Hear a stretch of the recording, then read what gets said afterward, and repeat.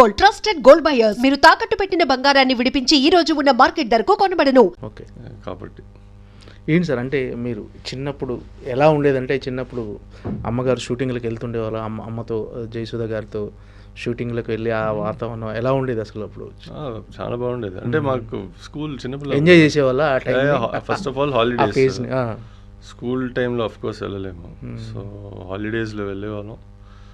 And shootings అంటే మేము చిన్నపిల్లలు కాబట్టి అక్కడికి వెళ్ళి ఎప్పుడు లొకేషన్స్ బయట తిరగడం. ఫిలిం సిటీ ఫస్ట్ ఓపెన్ అయినప్పుడు మేము దాన్ని చూసి వావ్ అది ఫారిన్ కంట్రీలో ఉంది అని ఫుల్ ఫిలిం సిటీని బాగా తిరిగాము.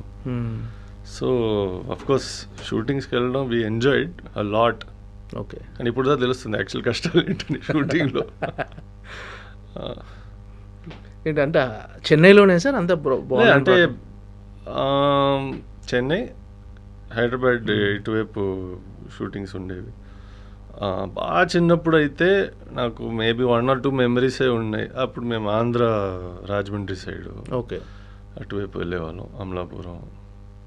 దాని తర్వాత ఎక్కువ హైదరాబాద్ లేకపోతే మైసూర్లో కొన్ని షూటింగ్స్ జరిగేవి.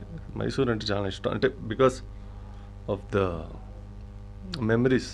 చిన్నప్పుడు అక్కడ వెళ్ళడం, సిటీలో షూటింగ్ ఉంది కాబట్టి కంఫర్టబుల్గా ఉండేది. ఓకే. అంటే మీరు హైదరాబాద్కి ఇక్కడ షిఫ్ట్ అయిన తర్వాత కూడా మీరు షటిల్కి వీటికి వెళ్ళేటప్పుడు బస్సులో ఆటోలో తిరిగేవాళ్ళంట?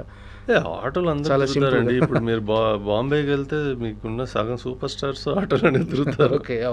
అది it's not about social hierarchy గురించి కాదు. మనకి ఫాస్ట్గా ఎక్కడైనా వెళ్ళాలంటే కార్ కన్నా ఆటోవే ఫాస్ట్, తొందరగా వెళ్ళిపోతుంది.